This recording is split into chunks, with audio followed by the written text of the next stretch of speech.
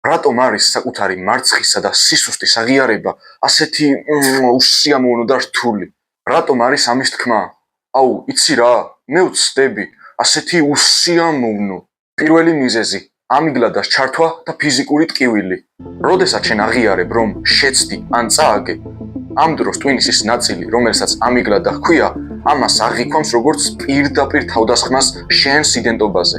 ნეირომეცნიერულმა კვლევებმა აჩვენა, რომ სოციალური მარცხის დროს ტვინში აქტიურდება ზუსტად ის ზონები, რომლებიც ფიზიკური ტკივილის, მაგალითად ხელის მოტეხვის დროს აქტიურდება. ჩვენთვის საკუთარი მარცხის აღიარება ფიზიკურად და შინაგანადაა მტკივნეული. მეორე მიზეზი, იერარქია და სოციალური სტატუსი. პალეოლითის ხანაში, თუ შენ აღიარებდი, რომ სუსტი და არასწორი ხარ, შენი სტატუსი ტომში მომენტალურად ეცემოდა. დაბალი სტატუსი კი ნიშნავდა ნაკლებ რესურსს. საფრთხის დროს პირველს გრიყავდნენ.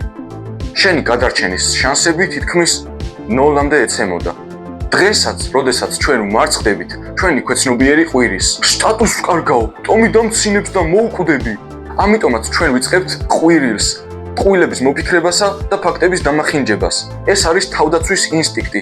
საქმე ის არის, რომ ადამიანთა 99% ირჩევს ეგოს დაცვას რეალური განვითარების ხარჯზე.